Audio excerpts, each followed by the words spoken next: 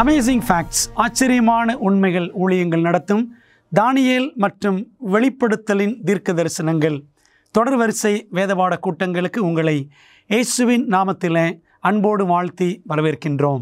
இந்த நாளின் பாடத்தை நாம் படிப்பதற்கு முன்பதாக உங்களுக்கான இலவச பிரதியை அறிமுகம் செய்ய விரும்புகின்றோம். அதனுடைய தலைப்பு என்னவென்றால் மாற்றும் அன்பு. இந்த பிரதியை நீங்கள் பெற்று சத்தியங்களை கற்றுக்கொள்ள வேண்டும் என்றால் எங்களுடைய தொலைபேசி எண்ணுக்கு அழைக்கும்படி உங்களை நான் கேட்டுக்கொள்கின்றேன். அல்லது நீங்கள் ஆன்லைனில் டவுன்லோட் பண்ண வேண்டும் என்றால் எங்களுடைய அமேசிங் ஃபேக்ட்ஸ் வெப்சைட்டுக்குள்ளாக சென்று நீங்கள் அதை பதிவிறக்கம் செய்து கொள்ளலாம் என்பதையும் உங்களுக்கு நான் அன்புடன் தெரிவித்துக் கொள்கின்றேன். அன்பான தேவ பிள்ளைகளே, இந்த நாளின் பாடத்தை நாம் படிக்க இருக்கின்றோம். தலைப்பு என்னவென்றால் மாற்றும் அன்பு. நாம் ஜெபித்து ஆரம்பிக்கலாமா? பரிசுத்தம் நிறைந்த நல்ல ஆண்டவரே, இந்த நாளிலே இந்த தொடர்வரிசை பாடங்களுக்காக தேவனுக்கு நாங்கள் நன்றி சொல்கிறோம்.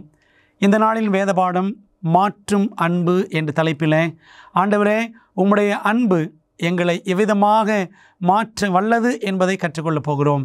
ஆவியானவர் தாமே எங்களோடு தயவாக பேசும், இடைப்படும். உம்முடைய வசனங்களை உள்ளபடியே ஏற்றுக்கொள்ள எங்களுக்கு உதவி செய்யும். இயேசுவின் நாமத்தில் ஜெபிக்கிறோம் நல்ல பிதாவே, ஆமென். ஸ்திரீகளிடத்தில் பிறந்தவர்களிலே யோவான் ஸ்நானனைப் போல ஒரு பெரிய தீர்க்கதரிசி ஒருவனும் இல்லை என்று ஆண்டவர் இயேசு கிறிஸ்து மத்தேயு 11ஆம் அதிகாரம் 11ஆம் வசனத்தில் அவர் சொன்னார். யோவான் ஸ்நானன் தேவனுடைய வல்லமையான தீர்க்கதரிசி.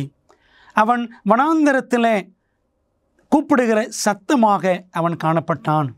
வேதம் சொல்லுகிறது, எலியாவின் ஆவியும் பலமும் உடையவனாய் அவன் மேசியாவுக்கு முன்னாக நடப்பான் என்று லூக்கா 1ஆம் அதிகாரம் 17ஆம் வசனத்தில் காபிரியேல் தூதன் தீர்க்க தரிசனமாக அவன் முன்னுரைத்தான். பிரியமானவர்களே, யோவான் ஸ்நானன் என்றாலே நாம் எலியா தீர்க்கதரிசியை மறக்காமல் நினைவு கூற வேண்டும். ஏனென்றால் எலியாவைப் போலவே தைரியம் உடையவனாக வல்லமையான ஊழியத்தை செய்தவர் யார் என்றால் யோவான் ஸ்நானன். மத்தேயு 3ஆவது அதிகாரத்தில் நாம் பார்க்கக்கூடிய முதல் பிரசங்கமே யோவான் ஸ்நானனுடைய பிரசங்கம்தான். மத்தேயு 3ஆம் அதிகாரம் 2ஆம் வசனத்தை படித்து பாருங்கள். மனந்திரும்புங்கள், பரலோக ராஜ்யம் சமீபமாயிருக்கிறது என்று சொல்லி எல்லாரையும் மனந்திரும்புதலுக்கு நேராக அழைத்த ஒரு மாபெரும் தீர்க்கதரிசி யோவான் ஸ்நானன். அன்பான தேவனுடைய பிள்ளைகளே, அந்த யோவான் ஸ்நானனை தேவன் அழைத்தார், வல்லமையாக பயன்படுத்தினார். அவனை போல் ஒரு தீர்க்கதரிசி, பெரிய தீர்க்கதரிசிகளில் அவனை போல் ஒருவனும் இல்லை என்று இயேசு சொன்னார். காரணம் என்ன தெரியுமா? அந்த யோவான் ஸ்நானன் பரிசுத்த ஆவியினாலே நிரப்பப்பட்டிருந்தான். பரிசுத்த ஆவியினால் நிரப்பப்பட்ட பிள்ளைகள் வல்லமையான ஊழியங்களை செய்வார்கள். எலியாவும் அப்படித்தான். எலியாவும் பரிசுத்த ஆவியினாலே நிரப்பப்பட்டவராக வல்லமையான பராக்கிரமமான ஊழியங்களை அவர் செய்தார். அதனால தான் எலிசா கூட எலியாவோடு நடந்து செல்லும் பொழுது விடாமல் தொடர்ந்து சென்றான். எலிசா எலியாவினிடத்திலே கேட்டது என்ன? உம்முடைய ஆவியின் வரம் எனக்கு 2 மடங்கு வேண்டும் என்று அவன் கேட்டான். கேட்டது போல எலிசாவுக்கு கிடைத்ததா? ஆம், எலியாவுக்கு இருந்த அதே ஆவியின் வரம் எலிசாவுக்கும் தேவன் கொடுத்தார். எலியாவின் அதே பரிசுத்தாவியின் வல்லமை யோவான் ஸ்நானனுக்கும் தேவன் அருளினார். அதனால தான் யோவான் ஸ்நானன் வல்லமையான ஊழியங்களை செய்து ஆண்டவர் இயேசு கிறிஸ்துவனுடைய முதலாம் வருகைக்கு வழியை ஆயத்தம் பண்ணினான். அன்பானவர்களே, நீங்களும் நானும் ஆண்டவர் இயேசு கிறிஸ்துவனுடைய 2ஆம் வருகைக்கு வழியை ஆயத்தம் பண்ண வேண்டும் அல்லவா? அப்படியானால் நீங்களும் நானும் பரிசுத்த ஆவியினால் நிரப்பப்பட்டிருக்க வேண்டியது எவ்வளவு அவசியம். நாம் நிரப்பப்பட வேண்டும் என்றால் யோவானின் வாழ்க்கையை படித்தாக வேண்டும் அல்லவா? வாருங்கள் படிப்போம். யோவானின் வாழ்க்கையில் அவன் ஆவியால் நிரப்பப்பட்டிருந்ததன் இரகசியம் என்ன? வேதம் சொல்லுகிறது, யோவான் எல்லாருக்கும் பிரதியுத்தரமாக, நான் ஜலத்தினால் உங்களுக்கு ஞானஸ்நானம் கொடுக்கிறேன், என்னிலும் வல்லவர் ஒருவர் வருகிறார், அவருடைய பாதரட்சைகளின் வாரை அவிழ்க்கிறதற்கும் நான் பாத்திரன் அல்ல என்று லூக்கா 3:16 யோவான் ஸ்நானன் சொன்னதை வாசிக்கிறோம். யோவான் ஸ்நானன் ஒரு பெரிய ஊழியக்காரனாக ஊழியம் செய்தான். ஏராளமான ஜனங்கள் அவனிடத்தில் வந்து ஞான ஸ்நானம் பெற்றார்கள். யோவான் ஸ்நானன் நான் தான் மேசியா என்று ஒரே ஒரு வார்த்தை சொல்லி இருந்தால் போதும், எருசலேம் நகரமே, இஸ்ரவேல் தேசமே முற்றிலுமாக யோவானை பின்பற்றி யோவான் ஸ்நானனை உயர்த்தி பிடித்திருக்கும். ஆனால் யோவான் சொன்னது என்ன தெரியுமா? பாருங்கள், எனக்கு பின் ஒருவர் வருகிறார், அவர் என்னிலும் வல்லவர், அவருடைய பாதரட்சிகளின் வாரை அவிழ்க்கிறதற்கும் நான் பாத்திரன் அல்ல என்று சொல்லி யோவான் தன்னை முற்றிலுமாக தாழ்த்தினான். அதுதான் அவனுடைய மேன்மையான குணம். பாருங்கள், யோவான் 3:30 யோவான் ஸ்நானன் சொன்ன அற்புதமான ஒரு வரி என்னவென்றால், அவர் பெருகவும் நான் சிறுகவும் வேண்டும் என்று யோவான் ஸ்நானன் சொன்னதை நாம் வாசிக்கிறோம். அன்பான தேவ பிள்ளைகளே, இயேசு கிறிஸ்து பெருக வேண்டும். என் ஊழியத்தின் மூலமாக, என்னுடைய வாழ்க்கையின் மூலமாக இயேசு கிறிஸ்து பெருக வேண்டும், நான் அவருக்குள்ளாக சிறுக வேண்டும், அவரை பிரதிபலிக்க வேண்டும், அவரை போன்று தாழ்மை உள்ளவனாக நான் மாற வேண்டும் என்று யோவான் ஸ்நானன் வாஞ்சித்தார். யோவான் ஸ்நானனுடைய வாழ்க்கையை நாம் மனதிலே கொண்டு இந்த செய்தியில் நம்முடைய வாழ்க்கைக்கான கிறிஸ்தவ ஜீவியத்திற்கான பாடங்களை நாம் கற்றுக்கொள்ளப் போகிறோம். யோவான் ஸ்நானன் வேதாகமம் வாசித்தாரா? வேதம் என்ன சொல்லுகிறது? அதற்கு அவன் கர்த்தருக்கு வழியை செவ்வை பண்ணுங்கள் என்று ஏசாயா தீர்க்கதரிசி சொன்னபடியே நான் வனாந்தரத்திலே கூப்பிடுகிறவனுடைய சத்தமாயிருக்கிறேன் என்றான். யோவான் 1:23 வாசிக்கிறோம். யோவான் ஸ்நானனுக்கு தன்னுடைய ஊழியம் என்னவென்று நன்றாக தெரிந்திருந்தது.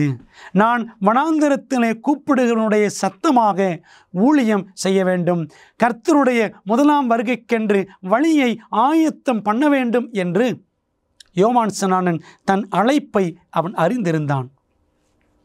எப்படி யோவானுக்கு அது தெரிந்தது என்று நினைக்கிறீர்களா? ஏசாயா 40:3-5 படித்து பாருங்கள். தீர்க்க தரிசனமாக இந்த யோவான் ஸ்நானனுடைய ஊழியத்தை குறித்தும் ஏற்கனவே ஏசாயா எழுதி வைத்திருந்திருக்கிறார். அப்படியானால் யோவான் ஸ்நானன் அதை படித்திருந்திருக்க வேண்டும் அல்லவா? பிரியமானவர்களே, யோவான் வேதாகமத்தை நிச்சயமாக அந்த வேதாகம சுருள்களை வாசித்திருந்திருக்க வேண்டும், தியானித்திருந்திருக்க வேண்டும். இந்த கடைசி நாட்களில் ஆண்டவர் இயேசு கிறிஸ்துவினுடைய 2ஆம் வருகைக்கு நாம் வழியை ஆயத்தம் பண்ண வேண்டும். உலகமாகிய இந்த வனாந்தரத்தில் ஆண்டவர் இயேசு கிறிஸ்துவினுடைய வருகையை அறிவிக்கக்கூடிய, வனாந்தரத்தில் கூப்பிடுகிற சத்தமாக நீங்களும் நானும் இருக்க வேண்டுமே.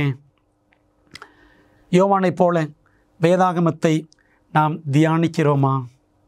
ஒரு வல்லமையான ஊழியக்காரனாக, ஒரு போதகராக யோவான் ஸ்நானன் ஊழியத்தை செய்தார். யோவான் ஸ்நானனுடைய அப்பா ஜகரியா, அம்மா எலிசபெத், 2 பேருமே வயதானவர்கள். 2 பேருமே ஆசாரி வம்சத்திலிருந்து வந்தவர்கள். அப்பா ஆசாரியன், அதனால் மகனும் ஆசாரியன் என்று நாம் நினைத்து விடலாமா? பிரியமான தேவ பிள்ளைகளே, யோவான் ஸ்நானனுடைய சிறப்பு என்னவென்றால், அவன் வேதாகமத்தை தியானித்தான். பரிசுத்த ஆவியானவருடைய வல்லமையை அவன் வாஞ்சித்தான். தாயின் வயிற்றில் இருக்கும் பொழுதே பரிசுத்த ஆவியினால் நிரப்பப்பட்டிருப்பான் என்று அவனை குறித்து லூக்கா 1:15 சொல்லப்பட்டது. அருமையான தேவ ஜனங்களே, இந்த கடைசி நாட்களில் நாமும் யோவான் ஸ்நானனை போல ஆவியினால் நிரப்பப்பட்ட வாழ்க்கை வாழ வேண்டும். யார் ஆண்டவருடைய வசனத்திற்கு முக்கியத்துவம் கொடுக்கிறார்களோ அவர்கள் வாழ்க்கையில்தான் தேவ ஆவியானவர் வல்லமையாய் ஊற்றப்படுவார், கிரியை செய்வார். யோவான் ஸ்நானன் இயேசுவுக்காக சாட்சி பகர விருப்பம் உள்ளவராக இருந்தாரா? உண்மைதான், யோவான் ஸ்நானன் வாழ்ந்த வாழ்க்கை குறுகிய கால வாழ்க்கை என்றாலும் வெறும் 30 ஆண்டுகள் மட்டுமே அவன் வாழ்ந்தான் என்பது உண்மை என்றாலும் அவனுடைய வாழ்க்கை முழுவதும் இயேசுவை எல்லாருக்கு முன்பாக உயர்த்துவதாகவே, இயேசுவை சுட்டிக்காட்டுவதாகவே இருந்தது. பாருங்கள், மறுநாளிலே யோவான் இயேசுவை தன்னிடத்தில் வரக்கண்டு, இதோ உலகத்தின் பாவத்தை சுமந்து தீர்க்கிற தேவ ஆட்டுக்குட்டி என்று அறிக்கையிட்டதை யோவான் 1:29 வாசிக்கிறோம். இன்றைக்கி நம்முடைய வாழ்க்கையில் நாமும் இயேசுவை மாத்திரம் உயர்த்தி காட்ட வேண்டும். இயேசுவை எல்லாருக்கு முன்பாக அறிக்கை இட வேண்டும். வேறு எதுவுமே நம்முடைய வேலை அல்ல. இந்த உலகத்தில் நம்முடைய வயிற்று பிழைப்புக்காக நாம் உழைக்கலாம், ஓடலாம், செய்வோம். ஆனால் நம்முடைய வாழ்வின் பிரதான நோக்கம், பரம நோக்கம் என்னவாக இருக்க வேண்டும் என்றால் இயேசுவை எல்லாருக்கும் அறிவிக்க வேண்டும். அன்பான தேவ பிள்ளைகளே, இந்த வாஞ்சை வைராக்கியம் யோவான் ஸ்நானனுக்கு எப்படி வந்தது என்றால் தேவனுடைய அன்பு யோவானை மாற்றி இருந்தது. தேவ அன்பு நம்முடைய இருதயங்களை மாற்றி இருக்கிறதா? தேவ ஆவியானவர் நம்முடைய உள்ளங்களை நிரப்பி கிரியை செய்ய யோவான் ஸ்நானனைப் போல் நாம் இடங்கொடுத்திருக்கிறோமா? சிந்தித்து பார்க்க வேண்டும். யோவானின் நேரடியான பிரசங்கம் அரசியல் மற்றும் மத தலைவர்கள் மத்தியில் பிரபலமாக பேசப்பட்டதா? யோவான் ஸ்நானன் வல்லமையான ஊழியங்களை செய்தவன், தைரியமாக பிரசங்கங்களை அவன் செய்தவன். அது நிமித்தம் உள்ளத்திலே தொடப்பட்டவர்கள், போர் வீரர்கள், சாதாரண மனிதர்கள், அரசியல்வாதிகள், மத தலைவர்கள் எல்லாருமே யோவானை குறித்து எங்கிலும் பிரபலமாக பேசினார்கள். உள்ளம் தொடப்பட்டவர்கள் முன்னே வந்து ஞானமுழுக்கு பெற்றார்கள். ஆனால் அதே சமயத்தில் பரிசேயரும் நியாய சாஸ்திரிகளுமோ அவனாலே ஞானஸ்நானம் பெறாமல் தங்களுக்கு கேடு உண்டாக தேவனுடைய ஆலோசனையை தள்ளிவிட்டார்கள் என்று லூக்கா 7:30 வாசிக்கிறோம். மிகவும் குறிப்பாக யோவான் ஸ்நானன் தன் ஊழிய காலகட்டத்தில் சந்தித்த அரசன் ஏரோது அரசன். அவன் காற்பங்கு தேசாதிபதி என்று வேதம் சொல்லுகிறது. மார்க்கு 6வது அதிகாரத்தை படித்து பாருங்கள். லூக்கா 3ஆம் அதிகாரத்தை படித்து பாருங்கள். லூக்கா 3:19-20 காற்பங்கு தேசாதிபதியாகிய ஏரோது தான் செய்த மற்ற பொல்லாங்குகளின் நிமித்தமாகவும் யோவானாலே கடிந்து கொள்ளப்பட்ட போது யோவானையும் காவலில் அடைத்து வைத்தான். ஏரோது செய்த அக்கிரமமான கிரியை என்னவென்றால் அவன் தன்னுடைய தம்பியாகிய பிலிப்புவின் மனைவி ஏரோதியாலை அவன் தனக்கு மனைவி ஆக்கி கொண்டான். யோவான் ஸ்நானன் அந்த மாபெரும் தலைவன் அரசனை பார்த்து நீர் செய்வது நியாயமல்ல என்று சொல்லி அவனை கடிந்து கொண்டான். யோவானுடைய பிரசங்கங்கள் இந்த ஏரோதுக்கு பிரியமாய் இருந்தது. எங்கே அவன் அப்படியே மனமாறி விடுவானோ என்று பயந்த ஏரோதியால் எப்படியாகிலும் யோவானை கொல்ல வேண்டும் என்று அவள் சதித்திட்டம் தீட்டி அவனை காவலிலே போடும்படி ஏரோது ராஜாவை அவள் தூண்டினாள். அன்பான தேவ பிள்ளைகளை, நம்ம என்ன பார்க்குறோன்னா, எந்த அரசனானாலும் சாதாரண மனிதனானாலும் யாருக்கும் பயப்படாமல் சத்தியத்தை, நீதியை அறிவித்தவன் யோவான் ஸ்நானன். இந்த கடைசி நாட்களில் நாமும் பெற்றிருக்கிற மகத்தான சத்தியங்களை உலகத்தாருக்கு உண்மையோடும் ஊக்கத்தோடும் யோவான் ஸ்நானனைப் போல நாம் அறிவிக்க வேண்டும் என்று தேவன் நம்மை அழைக்கின்றார். அன்பான தேவ பிள்ளைகளே, இந்த கடைசி நாட்களில் யோவானின் வாழ்க்கையை ஒப்பிட்டு பார்த்து நமது வாழ்க்கை எப்படி இருக்கிறது என்று நாம் கற்றுக்கொள்ள வேண்டும். ஆடம்பரமான ஆடை அணிதல் மற்றும் நகை அலங்காரம் குறித்து வேதாகமம் கண்டிக்கிறதா? நம்முடைய கிறிஸ்தவ வாழ்க்கையை சற்று எண்ணி பார்ப்போம். நம்முடைய கிறிஸ்தவ வாழ்க்கை எப்படி இருக்க வேண்டும் என்பதை வேதம் அழகாக சொல்லுகிறது. ஸ்திரீகளும் மயிரை பின்னுதலினாலாவது, பொன்னினாலாவது, முத்துக்களினாலாவது, விலையேற பெற்ற வஸ்திரத்தினாலாவது தங்களை அலங்கரியாமல், 1 தீமோத்தேயு 2:9, விலையேற பெற்ற ஆடைகள், பொன், வெள்ளி, முத்துக்களால் நம்மை அலங்கரிக்க வேண்டாம். 1 பேதுரு 3ஆம் அதிகாரம் 3ஆம் வசனம். மயிரை பின்னி பொன்னாவரணங்களை அணிந்து உயர்ந்த வஸ்திரங்களை உடுத்திக் கொள்ளுதலாகிய புறம்பான அலங்கரிப்பு உங்களுக்கு அலங்காரமாய் இராமல். பார்த்தீங்களா, பவுல் சொன்னதை தான் அப்படியே பேதுருவும் சொல்கிறார். புறம்பான அலங்கரிப்பு வேண்டாம். அழியாத அலங்கரிப்பாயிருக்கிற சாந்தமும் அமைதலுமுள்ள ஆவியாகிய இருதயத்தில் மறைந்திருக்கிற குணமே உங்களுக்கு அலங்காரமாய் இருக்க கடவுது. அதுவே தேவனுடைய பார்வையில் விலையேற பெற்றது என்று 1 பேதுரு 3ஆம் அதிகாரம் 3-4 வசனங்களில் நாம் வாசிக்கிறோம். பிரியமான தேவ பிள்ளைகளே, ஆண்டவருடைய முதலாம் வருகைக்கு வழியை ஆயத்தம் பண்ணின யோவான் ஸ்நானன் எப்படிப்பட்ட வாழ்க்கை வாழ்ந்தார்? ஆடம்பரமாக உடுத்தினாரா? அல்லது நகை நட்டுகள் எல்லாவற்றிற்கும் முக்கியத்துவம் கொடுத்தாரா? அவன் எப்படிப்பட்ட உடை உடுத்தி இருந்தான்? பைபிளில் வாசிக்கிறோம். மார்க்கு 1ஆம் அதிகாரம் படித்து பாருங்கள். அவன் ஒட்டக மயிர் உடையை தரித்திருந்தான் என்று வாசிக்கிறோம். எளிமையான உடை, எளிமையான தோற்றம். அதே போல தான் எலியாவும் பாருங்க, 2 ராஜாக்கள் 1ஆம் அதிகாரம் 8ஆம் வசனம் படித்து பாருங்க. எலியாவின் தோற்றம் எப்படி இருக்கும்? மயிர்கச்சையை அவன் தரித்தவனாக, மயிர் உடையை தரித்து இடையிலே ஒரு வார்க்கச்சையை தரித்திருந்தான் என்று வாசிக்கிறோம். எலியாவுக்கும் யோவானுக்கும் எளிமையான உடை.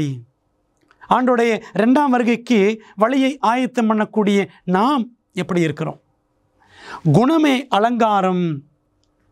தெய்வ குணத்தை நம்முடைய வாழ்க்கையில் வெளிப்படுத்த வேண்டும்.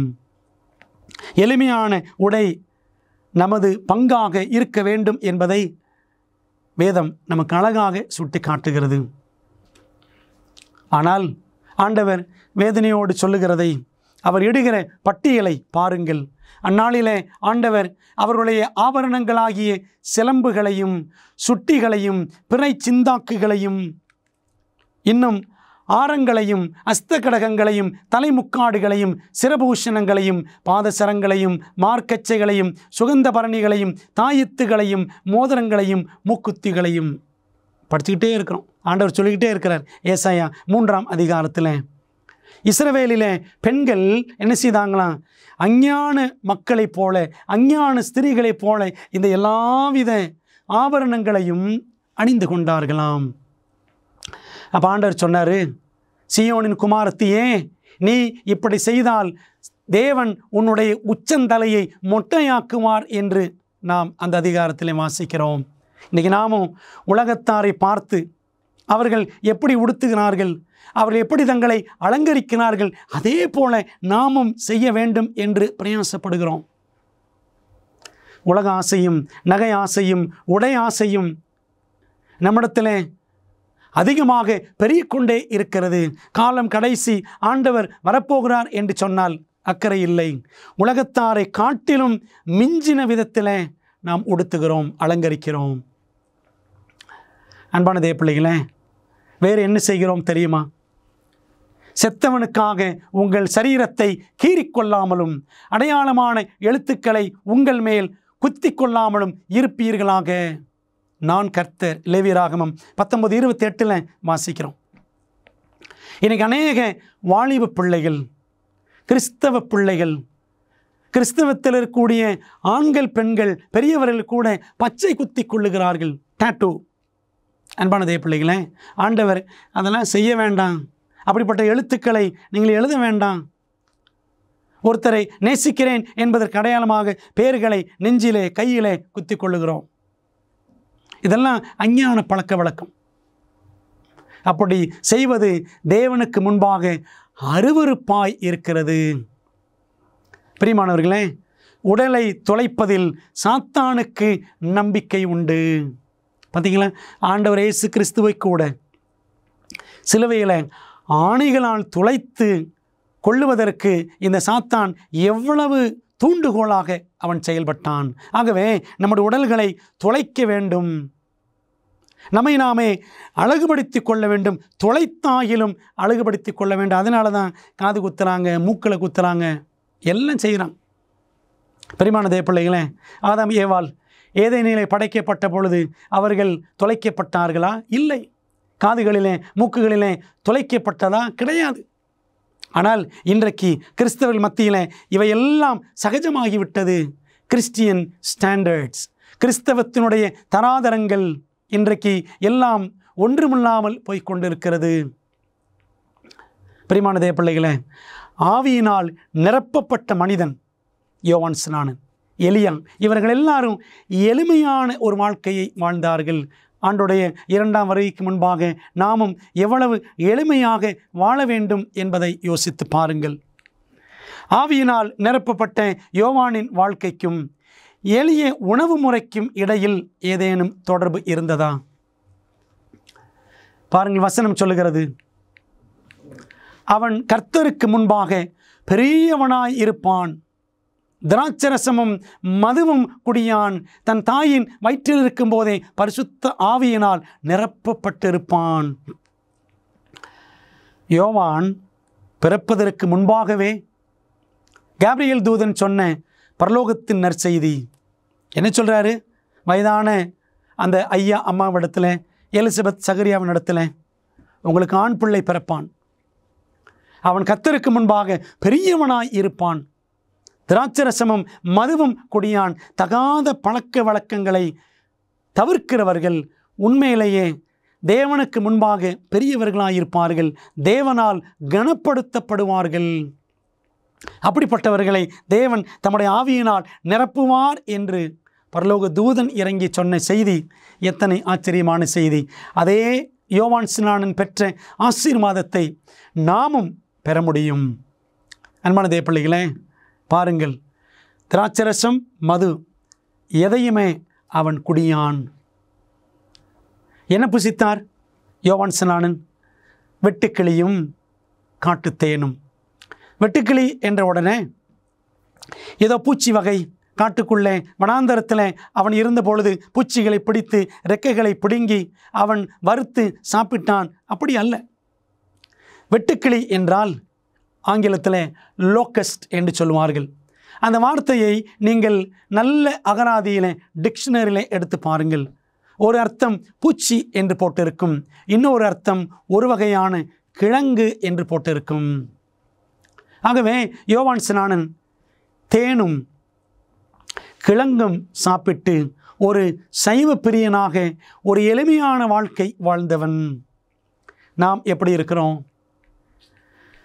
நாம் எதை உண்ணுகிறோம், எதை குடிக்கிறோம் என்பதை குறித்து தேவன் ஏன் அக்கறை உள்ளவராக இருக்கிறார்? வேதாகமத்தில் சிம்சோனை குறித்து வாசிக்கிறோம். யோவான் ஸ்நானனைப் போலவே சிம்சோனை குறித்த வரலாறும் மிக சுவாரஸ்யமானது, நமக்கு நல்ல பாடங்களை உள்ளடக்கியது. அவர் என்னை நோக்கி, இதோ நீ கர்ப்பம் தரித்து ஒரு குமாரனை பெறுவாய், அதனால் நீ திராட்சரசமும் மதுபானமும் குடியாமலும் தீட்டானது ஒன்றும் புசியாமலும் இரு. அந்த பிள்ளை சிம்சோன் பிறந்தது முதல் தன் மரண நாள் மட்டும் தேவனுக்கென்று நசரேயனாய் இருப்பான் என்று சொன்னார் என்றால் நியாயாதிபதிகள் 13:7 வாசிக்கிறோம். அதே போல சகரியாவுக்கு வெளிப்பட்ட தேவதூதனைப் போல கர்த்தருடைய தூதனானவர் சிம்சோன் குடும்பத்திற்கும் வெளிப்பட்டு சொன்ன அதே செய்தி, உங்களுக்கு ஒரு மகன் பிறப்பான், அவன் திராட்சரசமும் மதுவும் குடிக்க மாட்டான், தீட்டான ஒன்றும் புசிக்க மாட்டான். பாருங்கள், சிம்சோன் பரிசுத்த ஆவியினால் நிரப்பப்பட்டிருந்தான் அல்லவா? ஆனாலும் அவன் தடம் புரண்டு போனான். ஆண்டவருடைய கிருபையினாலே அவன் மன்னிக்கப்பட்டு ரட்சிக்கப்பட்டு ஒரு மகத்தான ஊழியத்தை மரண நேரத்திலும் அவன் செய்தான். அன்பான தேவ பிள்ளைகளே, எளிமையான வாழ்க்கை, எளிமையான உணவு முறை, எளிமையான பழக்க வழக்கங்கள் தேவ பிள்ளைகளிடத்தில் இந்த கடைசி நாட்களிலே இருக்க வேண்டும். அப்படி யாரிடத்தில் காணப்படுகிறதோ அவர்களை தேவன் தம்முடைய பரிசுத்த ஆவியினால் நிரப்புவார். நம்முடைய இச்சைகளின்படி புசிப்பது, உலகத்தார் செய்வது போலவே புசிப்பது, குடிப்பது போன்ற பழக்க வழக்கங்கள் இருக்கும் என்றால் உன்னதத்தின் ஆவியானவர் நம்மை நிரப்ப மாட்டார். உலகத்தின் ஆவிதான் நம்மை நிரப்பும் என்பதை மறந்து விடாதிருங்கள். உங்கள் சரீரமானது நீங்கள் தேவனாலே பெற்றும் உங்களில் தங்கியும் இருக்கிற பரிசுத்த ஆவியினுடைய ஆலயமாய் இருக்கிறது என்றும் நீங்கள் உங்களுடையவர்கள் அல்ல என்றும் அறியீர்களா? 1 கொரிந்தியர் 6:19. பிரியமானவர்களே, நாம் நம்முடையவர்கள் அல்ல. என் இஷ்டம், என் வாழ்க்கை, என் சட்டம், மை லைஃப், மை ரூல்ஸ். நான் என்ன வேண்டுமானாலும் செய்வேன், எதை வேண்டுமானாலும் சாப்பிடுவேன், எதை வேண்டுமானாலும் குடிப்பேன் என்று வாழ்வதற்கு நாம் அஞ்ஞானிகள் அல்ல. பரலோகத்தின் வெளிச்சத்தை பெற்ற மெய்ஞானிகள். பிரியமானதே பிள்ளைகளே, நம்முடைய வாழ்க்கையை சற்று யோசித்து பார்ப்போம். நம்முடைய கிறிஸ்தவ வாழ்க்கையின் தராதரங்கள் எப்படி இருக்கின்றன? வேதாகம தீர்க்க தரிசனத்தில் வெளிப்படுத்தப்பட்டுள்ளபடி நம்முடைய மோசமான உலகத்திற்கான தேவனின் திட்டத்தை அறிய விரும்புகிறீர்களா? உங்கள் மிகப்பெரிய சவால்களுக்கு நடைமுறையான நம்பகமான தீர்வுகள் வேண்டுமா? ஊக்கமளிக்கும் மற்றும் அறிவூட்டும் ஆச்சரியமூட்டும் உண்மைகள் வேதாகம பாட வழிகாட்டிகள் 27 அழகான வரைகளை மற்றும் நேரடியான பதில்களை புரிந்து கொள்ள எளிதான வகையில் வேதத்தின் அடிப்படையில் சிறப்பான மேலான பாடங்களை வழங்குகின்றது. ஒவ்வொரு ஆய்வு வழிகாட்டியும் உங்கள் வாழ்க்கையின் மிக முக்கியமான உண்மைக்கான பொருத்தமான வேதாகம பதில்களை நோக்கி உங்களை வழிநடத்தும். நான் எப்படி ஆரோக்கியமான ஐக்கியத்தை பெறுவது? இயேசு எப்போது எப்படி மீண்டும் வருவார்? மேலும் இப்படி பல கேள்விகளுக்கு உங்கள் எதிர்காலத்தை வாய்ப்பாக விட்டுவிடாதீர்கள். ஆச்சரியமூட்டும் உண்மைகள் வேதாகம பாட வழிகாட்டிகளிடமிருந்து உங்கள் வாழ்க்கையை சத்தியத்துடன் மாற்றுங்கள். ஆங்கிலம், இந்தி, தமிழ் மற்றும் தெலுங்கு மொழிகளில் கிடைக்கிறது. காத்திருக்க வேண்டாம். bookstore.aftv.in என்ற இணையதளம் மூலம் உங்கள் முழுமையான ஆய்வு வழிகாட்டிகளை இன்றே ஆர்டர் செய்யுங்கள். உலக பிரகாரமாகவே போகிறோமா? உலக பிரகாரமான நடக்கையை குறித்து வேதாகமம் என்ன கூறுகிறது? யாக்கோபு 4ஆம் அதிகாரம் 4ஆம் வசனம். விபச்சாரரே, விபச்சாரிகளே, உலக சிநேகம் தேவனுக்கு விரோதமான பகை என்று அறியீர்களா? தேவனை நாம் சிநேகிக்க வேண்டும், சத்தியத்தை சிநேகிக்க வேண்டும், பரலோகத்தை சிநேகிக்க வேண்டும், இயேசுவை சிநேகித்து அவர் வழிகளிலே நடக்க வேண்டும். ஆனால் நாம் இதையெல்லாம் விட்டுவிட்டு உலகத்தை சிநேகிக்கிறோம் என்று சொன்னால், அப்படிப்பட்ட உலக சிநேகிதர்களை ஆண்டவர் சொல்கிறாரு, அவர்கள் விபச்சாரிகள். கடுமையான வார்த்தை தான். தேவனை விட்டுவிட்டு, தேவனுக்கு அடுத்த காரியங்களை விட்டுவிட்டு உலக காரியங்களிலே மூழ்கி போவோம் என்றால் அப்படிப்பட்டவர்கள் விபச்சாரிகள் தான். ஆகையால் உலகத்துக்கு சிநேகிதனாய் இருக்க விரும்புகிறவன் தேவனுக்கு பகைஞன் ஆகிறான் என்று தேவன் கடுமையாக எச்சரிக்கிறார். பிரியமானவர்களே, உலகத்திற்கு நாம் சிநேகிதர்களாய் இருக்கிறோமா? மதுபானம் குடிப்பதும், நகை நட்டுகளை அணிவதும், உலகத்தார் போல ஆடம்பரமாக வாழ்ந்து அக்கறை இல்லாமல் கிடைத்ததெல்லாம் புசிக்க வேண்டும், அளவுக்கு மீறி இச்சையடக்கம் இல்லாமல் புசிக்கிற பழக்கம், குடிக்கிற பழக்கம் நமக்கு இருக்கும் என்று சொன்னால் நாம் உலகத்தை சிநேகிக்கிறவர்கள்தான். அப்படியானால் தேவன் நம்மை விபச்சாரிகள், ஆவிக்குரிய விபச்சாரிகள் என்று சொல்வதில் என்ன தவறு இருக்கிறது? நாம் தேவனுடைய பிள்ளைகள், நாம் தேவனுடைய சிநேகிதர்களாக இருக்க வேண்டும். ஆனபடியால் நீங்கள் அவர்கள் நடுவிலிருந்து புறப்பட்டு பிரிந்து போய் அசுத்தமானதை தொடாதிருங்கள் என்று கர்த்தர் சொல்லுகிறார். 2 கொரிந்தியர் 6:17 வாசிக்கிறோம். நம்ம என்ன செய்யணும்? உலகத்தில் இருக்கிறோம், தேவனுடைய பிள்ளைகள். ஆனாலும் உலகத்தாராய் இராதிருங்கள் என்று ஆண்டவர் எச்சரிப்பு கொடுத்திருக்கிறார். உலகத்தில் அன்பு கூறாதிருங்கள்.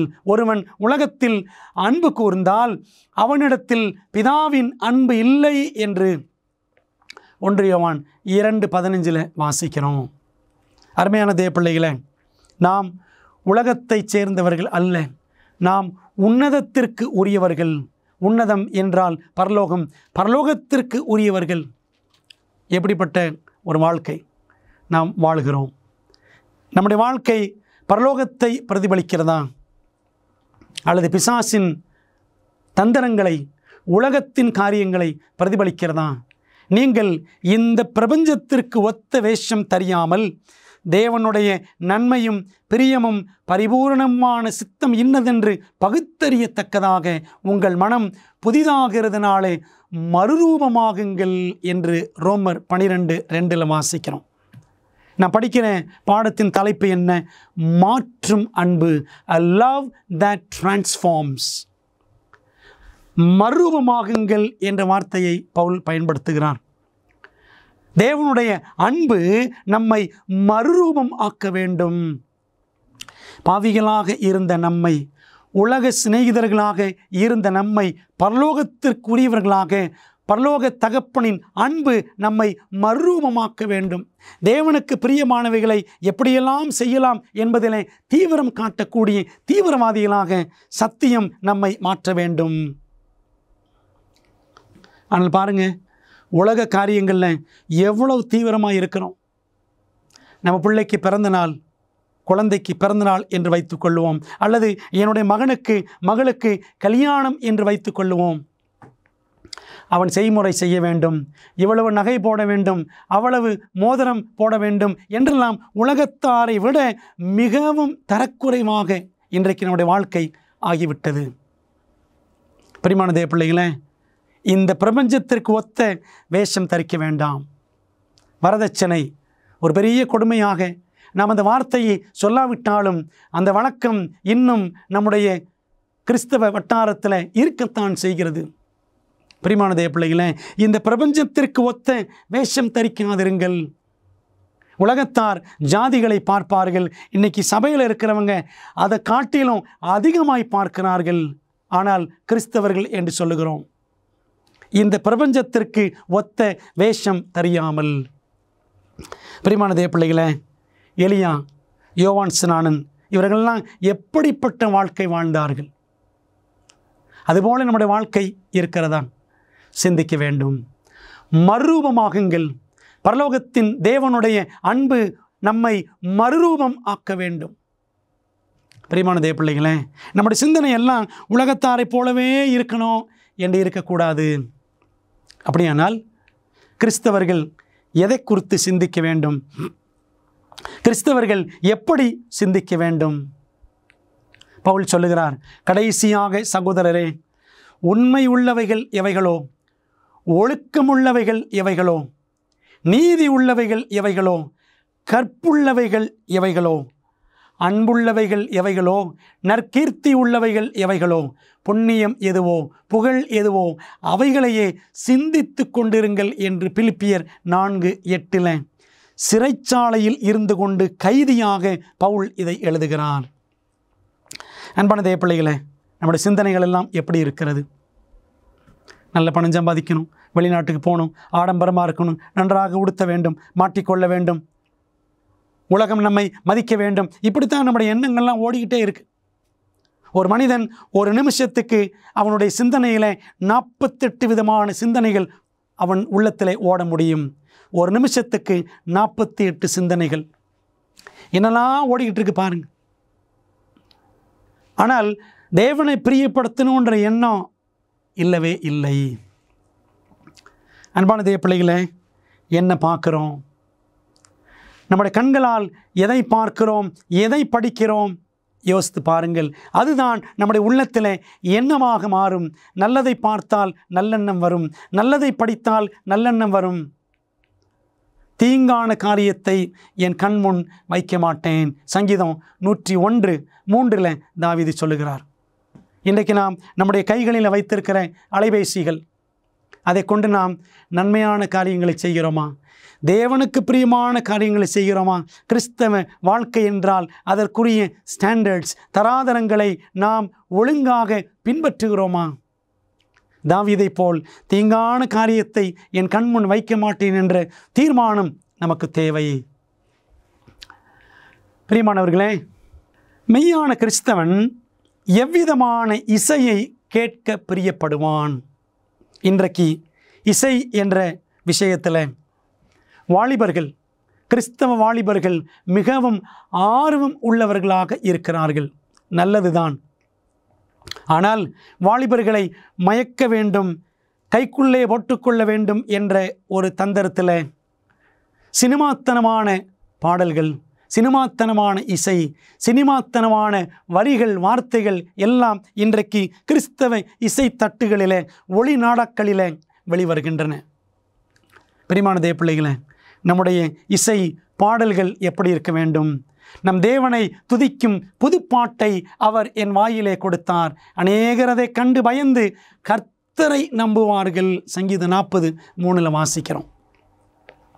இன்றைக்கி நாம் எழுதக்கூடிய பாடல்களும் கேட்கக்கூடிய பாடக்கூடிய பாடல்களும் கேட்கிறவர்கள் பயந்து, தேவனுக்கு பயந்து தேவனை பின்பற்றுவதற்கு அவர்களை வழிநடத்த வேண்டும். இன்றைக்கு நிறைய லைக்ஸ் வருமா, நிறைய கமெண்ட்ஸ் வருமா என்றுதான் இன்றைக்கு பாடல்கள் எல்லாம் பகிரப்படுகின்றன. பாடல்கள் நிமித்தம், இசை நிமித்தம் கர்த்தரை நம்புவதற்கு ஜனங்கள் வழிநடத்தப்பட வேண்டும். இந்த இசையும் பாடலும் அடுத்தவரை சுகமாக்க வேண்டும். ஆவிக்குரிய சுகத்தை, உள்ள சுகத்தை தருவதற்கு வழிநடத்த வேண்டும். பாருங்கள், அப்படியே தேவனால் விடப்பட்ட ஆவி சவுலை பிடிக்கும்போது தாவீது சுரமண்டலத்தை எடுத்து தன் கையினாலே வாசிப்பான். அதனாலே பொல்லாத ஆவி அவனை விட்டு நீங்க சவுல் ஆறுதல் அடைந்து சொஸ்தமாவான். 1 சாமுவேல் 16:23. தாவீது இசையை மீட்டுவான், சவுல் சுகம் பெறுவான். இன்றைக்கு நாம் கேட்கக்கூடிய பாடல்களில் எத்தனை அடி ஓசை, எத்தனை இடி ஓசை, ட்ரம் பீட் எல்லாம் இருக்கிறது. பிரியமானவர்களே, இதுவா கிறிஸ்தவ இசை? இதுவா கிறிஸ்தவ பாடல்? இதுதான் கிறிஸ்தவத்தின் தராதரமா? யோசித்து பாருங்கள்.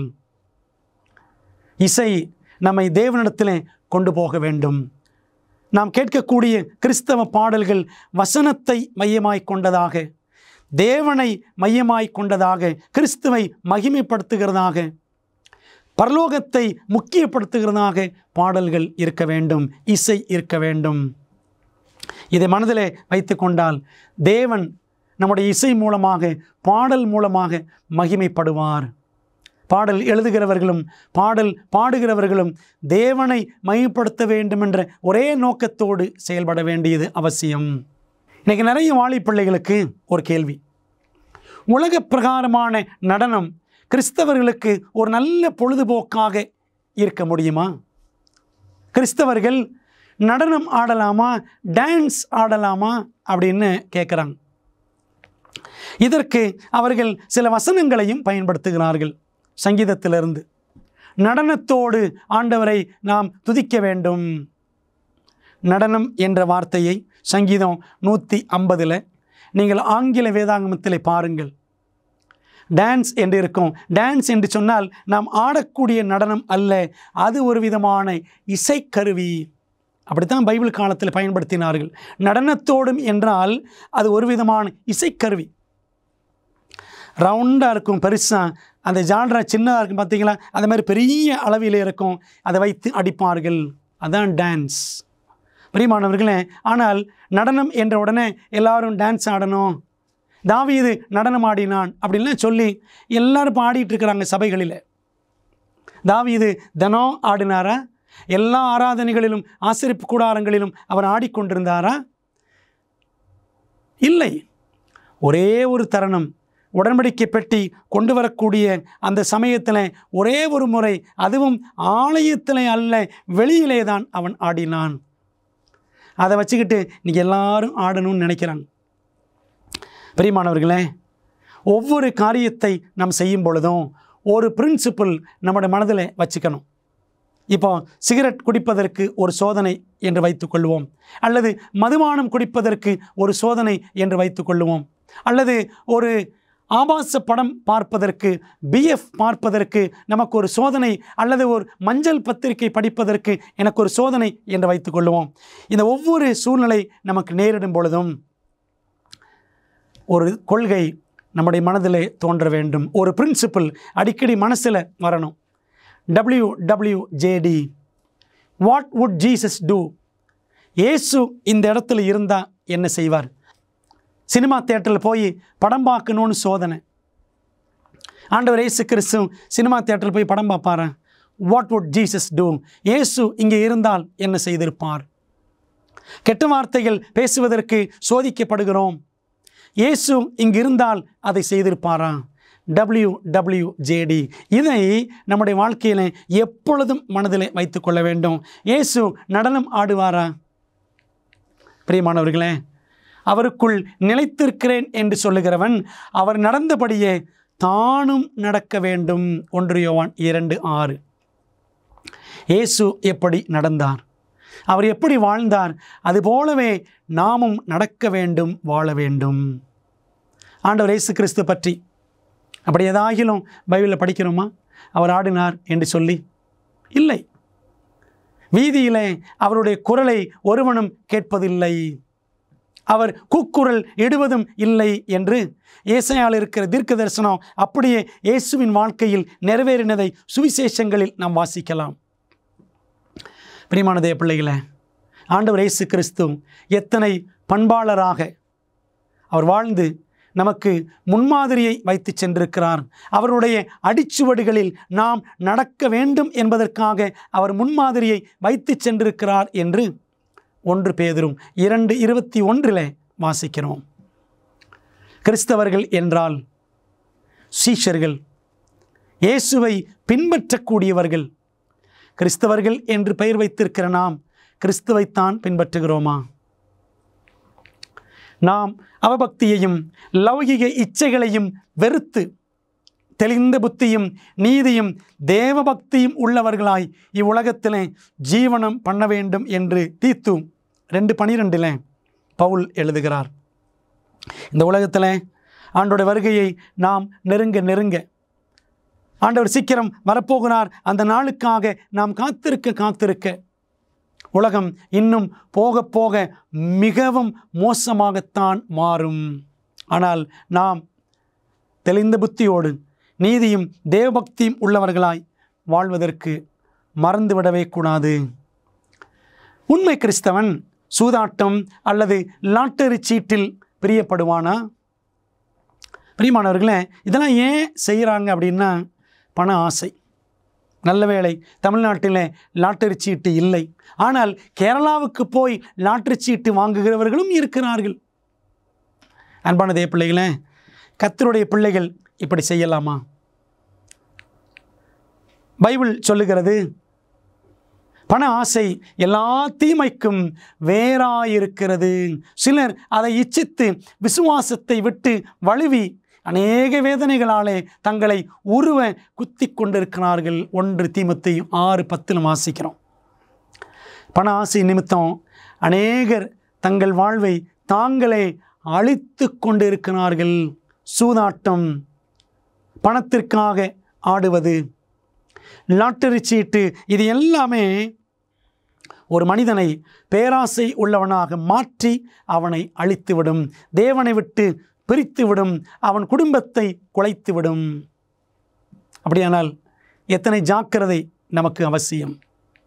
ஒருவன் வேலை செய்ய மனதில்லாதிருந்தால் அவன் சாப்பிடவும் கூடாது என்று நாங்கள் உங்களிடத்தில் இருந்தபோது உங்களுக்கு கட்டளையிட்டோமே. 2 தெசலோனிக்கேயர் 3:10.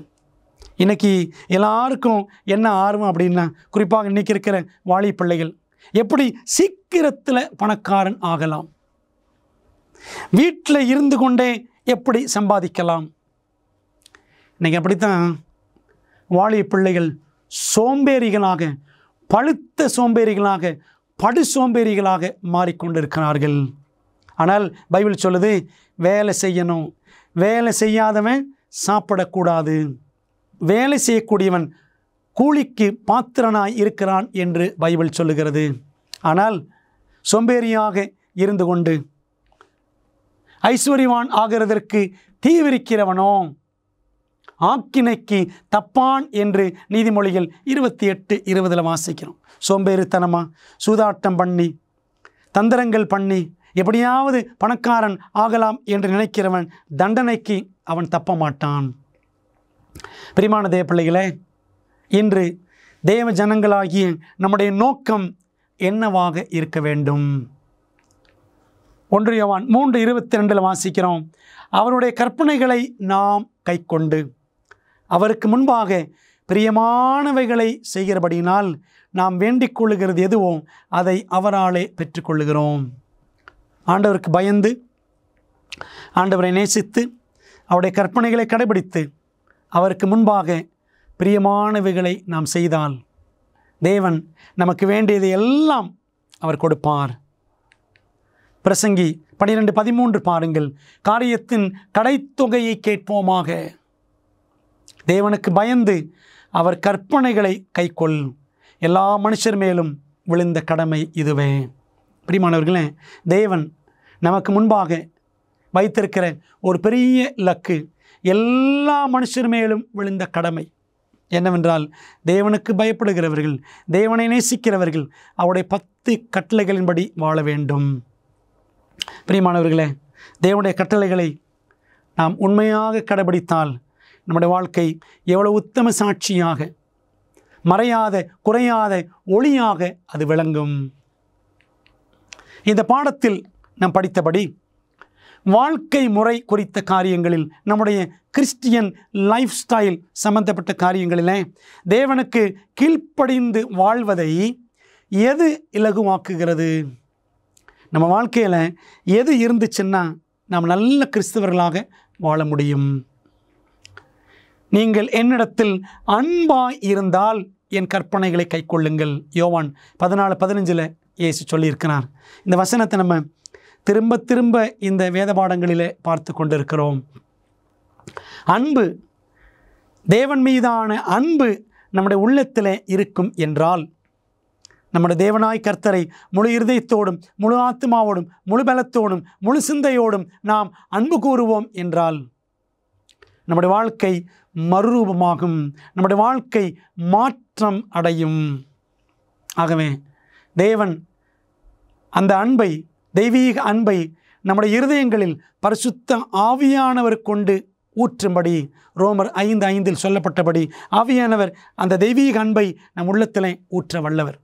ஆண்டவரிடத்தில் ஆவியின் பலத்தை கேட்டு, ஆண்டவரே, யோவான் ஸ்நானனை நிரப்பினீர், என்னையும் நிரப்பும், உம்முடைய அன்பால் என் உள்ளத்தை நிரப்பும் என்று நாம் கேட்க வேண்டும். நாம் தேவனுடைய கற்பனைகளை கைக்கொள்வதே அவரிடத்தில் அன்பு கூறுவதாம். அவருடைய கற்பனைகள் பாரமானவைகளும் அல்ல. 1 யோவான் 5:3.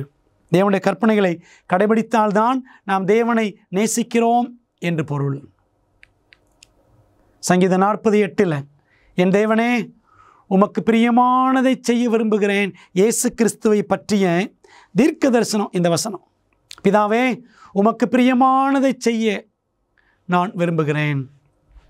உமது நியாய பிரமாணம் என் உள்ளத்திற்குள் இருக்கிறது என்று சொன்னேன் என்று தாவீது எழுதுவது அப்படியே இயேசுவின் வாழ்க்கையில் நிறைவேறியதை எபிரேயர் 10ஆம் அதிகாரத்தில் நாம் படிக்கலாம். 8-9 வசனங்களில்.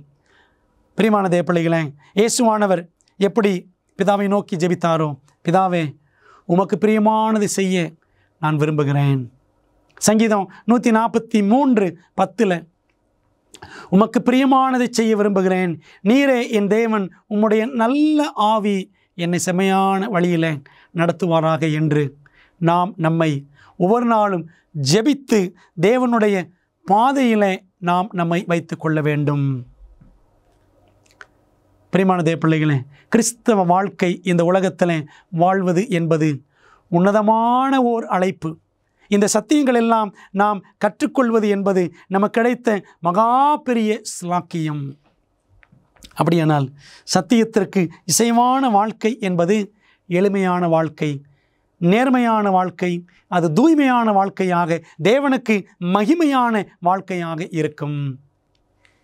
ஏன் ஒரு கிறிஸ்தவனுடைய வாழ்க்கை ஓர் உன்னத அழைப்பாக இருக்கிறது? வேதாகமம் சொல்லுகிறது பாருங்கள். 1 பேதுரு 2:9 நீங்களோ உங்களை அந்தகாரத்தினின்று தம்முடைய ஆச்சரியமான ஒளியினிடத்திற்கு வரவழைத்தவருடைய புண்ணியங்களை அறிவிக்கும்படிக்கு தெரிந்து கொள்ளப்பட்ட சந்ததியாயும், ராஜரீகமான ஆசாரிய கூட்டமாயும், பரிசுத்த ஜாதியாயும், அவருக்கு சொந்தமான ஜனமாயும் இருக்கிறீர்கள். நீங்கள் நான் யாரு? பரிசுத்த ஜாதி, தேவனால் தெரிந்து கொள்ளப்பட்டவர்கள் என்று பேதுரு சொல்லுகிறார். அன்பானவர்களே, அப்படியானால் அசுத்த உலகத்தில் நாம் பரிசுத்த ஜனமாக தேவனுடைய மகிமைக்கென்று வாழ்ந்தாக வேண்டும். அதற்காகத்தான் ஆண்டவர் உங்களையும் என்னையும் இந்த உலகத்தில் வச்சிருக்கிறார். அந்த நோக்கத்தை புரிந்து நாம் வாழ்ந்தால் அது தேவனுக்கு எவ்வளவு மகிமையாக இருக்கும். நம்முடைய கிறிஸ்தவ வாழ்க்கையின் தராதரங்களை, அந்த ஸ்டாண்டர்ட்ஸ் எல்லாவற்றையும் நாம் தேவ பலத்தினாலே, தேவாவியின் உதவியினாலே காத்து கொள்ள வேண்டும். அன்பானவர்களே, இயேசுவின் 2ஆம் வருகைக்கு பிறரை ஆயத்தப்படுத்த வனாந்தரத்தின் ஓர் தனித்துவமான சத்தமாக யோவான் ஸ்நானனைப் போல நாம் வாழ்ந்து தேவ வாழ்க்கை முறையை, தேவனுக்கு பிரியமான வாழ்க்கை முறையை பின்பற்றக்கூடிய சாட்சியாக இருக்க நீங்களும் விரும்புகிறீர்களா? அப்படியானால் தேவனுக்கு உங்கள் இருதயத்தை திறந்து ஒப்பு கொடுத்து, ஆவியானவரே, என் உள்ளத்திலே வாரும், என்னை உம்முடைய சாட்சியாக யோவான் ஸ்நானனைப் போல உம்முடைய 2ஆம் வருகைக்கு வழியை ஆயத்தம் பண்ணுகிறவனாய் என்னை மாற்றும் என்று என்னோடு சேர்ந்து ஜெபிப்பீர்களா? ஜெபிப்போம். நல்ல பிதாவே, இந்த நாளில் மாற்றும் அன்பு, மறுரூபமாக்கும் அன்பு என்ற சத்தியத்தை நாங்கள் கேட்டோம். ஒரு கிறிஸ்தனுடைய வாழ்க்கை எப்படி இருக்க வேண்டும்? யோவான் ஸ்நானனின் வாழ்க்கை ஒரு முன்மாதிரியான வாழ்க்கை. ஆண்டவரே, அவருடைய வாழ்க்கையின் அடிப்படையில் எங்களுடைய வாழ்க்கை கிறிஸ்துவுக்கு மகிமையாக எப்படி இருக்க வேண்டும் என்பதை ஒரு சிறிதளவு நாங்கள் கற்றுக்கொண்டோம். ஆண்டவரே, எங்களுடைய வாழ்க்கை உலகத்திற்கு ஏற்ற வாழ்க்கையாய் இராமல் உமக்கு ஏற்ற வாழ்க்கையாய் நீர் மாற்றும். எங்களை ஒப்படைக்கிறோம். எங்களிடத்தில் இருக்கிற எல்லா தீமைகளையும் மாற்றும். ஆண்டவரே, எங்களுடைய கண்களால் நாங்கள் பார்க்கிற தீட்டான காரியங்கள், காதுகளால் கேட்கிற தீங்கான காரியங்கள், எங்கள் சரீரத்தால் நாங்கள் செய்யக்கூடிய எல்லா அசுத்தங்கள், எங்கள் சிந்தனையின் அசுத்தங்கள் எல்லாம் மாற்றி எங்களை உம்மை போல் மாற்றும் இயேசுவே. இயேசுவின் நாமத்தில் ஜெபிக்கிறோம் நல்ல பிதாவே, ஆமேன். பிரியமான தேவ பிள்ளைகளே, இந்த சத்தியம் உங்கள் வாழ்க்கையிலே ஆசீர்வாதமாய் மாறட்டும். இதை அநேகருக்கு பகிர்ந்து கொடுங்கள். மீண்டும் அடுத்த வேத பாடத்தில் சந்திப்போம். கர்த்தர் உங்களை ஆசீர்வதிப்பாராக. ஆமேன். உங்கள் வீட்டின் வசதியில் இருந்து நீங்கள் படிக்கக்கூடிய வகையில் இலவச வேதாகம பள்ளியை ஆச்சரியமூட்டும் உண்மைகள் உங்களுக்கு வழங்குகிறது என்று தெரியுமா? தேவனின் வார்த்தையை குறித்து உங்கள் ஆய்வில் உங்களுக்கு உதவ 27 அழகாக விளக்கப்பட்ட பாடங்கள் ஆங்கிலம், இந்தி, தமிழ் மற்றும் தெலுங்கு மொழிகளில் கிடைக்கிறது. இந்த இலவச வேதாகம படிப்பு பாடநெறிக்கு இன்றை பதிவு செய்ய BibleStudy.aftv.in என்ற இணையதளத்தை காணுங்கள். இந்த வேத பாடங்களை படித்ததால் உங்கள் மனதிலே கேள்விகள் இருக்கின்றனவா? அப்படியானால் உங்கள் கேள்விகளை திரையில் தெரியும் எண்ணை பயன்படுத்தி எங்களுக்கு தெரியப்படுத்துங்கள். இல்லை என்றால் உங்கள் கேள்விகளை info@aftv.in என்ற முகவரிக்கு மின்னஞ்சல் செய்யுங்கள். வேதாகமத்தை தொடர்ந்து கற்றுக்கொள்ளும் பொழுது கர்த்தர் உங்களை ஆசீர்வதிப்பாராக. உங்களுக்கு சந்தோஷமாக பொழுதை கழிக்க பிடிக்குமா? எனக்கு பிடிக்கும். என் அப்பா அம்மா அமேசிங் ஃபேக்ட்ஸில் இருந்து அமேசிங் அட்வென்ச்சர் சிறுவர் வேதாகம வழிகாட்டிகளை வாங்கி கொடுத்த போது எனக்கு சந்தோஷமா இருந்துச்சு. இதுல பாடத்திட்டங்கள் வண்ணமயமா இருக்கு. அதோடு அருமையான புதிர்களும் வேத வினாக்களும் இதுல நிறைய இருக்கு. வேத சத்தியத்தால் நிறைஞ்சிருக்கு. மற்றும் பிள்ளைகளுக்கான 10 அற்புதமான சாகச பயணங்களும் இதுல இருக்கு. டிராகனை கொல்வது, ஒரே லைஃப் போட், கடல் வழியாக பயணம், விசில் அடித்து கல்லறை வழியாக செல்வது, நான் நிறைய கத்துக்கிட்டேன். இது இங்கிலீஷ்ல மட்டுமே கிடைக்கும். ஆனால் நம் மொழியை கற்றுக்கொண்டு வருகிறோம் இல்லையா? உங்கள் பிள்ளைகள் பைபிளில் இருந்து அரிய கருத்துக்களை அறிந்து கொள்ள எங்களை அல்லது SMS மூலம் உங்கள் செட்டை இன்றே ஆர்டர் செய்யுங்கள். எங்கள் குழுவினரில் ஒருவர் உங்களுக்காக சிறப்பு ஜெபம் செய்ய நீங்கள் விரும்பினால் திரையில் தெரியும் எண்ணை பயன்படுத்தி எங்களை அழையுங்கள். அல்லது உங்கள் ஜெப குறிப்பை prayer@aftv.in என்ற முகவரிக்கு மின்னஞ்சல் செய்யுங்கள்.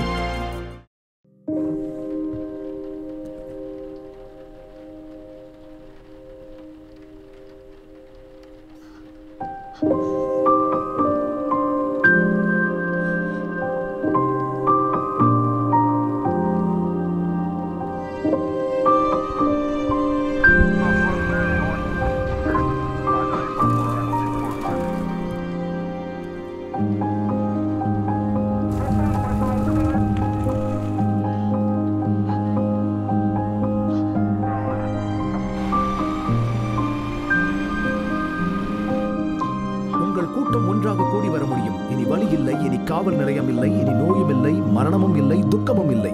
மேலும் அன்பான நண்பர்களே, நம் உலகில் இந்த வேதனையும் துயரமும் நாம் அனுபவிக்க வேண்டும் என்பது நம் தேவனின் நோக்கமில்லை. அவர் தனது சித்தமான யாவையும் நமக்கென வைத்துப் போயிருக்கிறார். சாந்த குணமுள்ளவர்கள் பாக்கியவான்கள். நான் பசியாய் இருந்தேன், நீங்கள் எனக்கு போஜனம் கொடுத்தீர்கள். மிகவும் சிறியவர்களாகிய இவர்களில் ஒருவனுக்கு என் சகோதரா எதை செய்யாதிருந்தீர்களோ அதை எனக்கே செய்யாதிருந்தீர்கள்.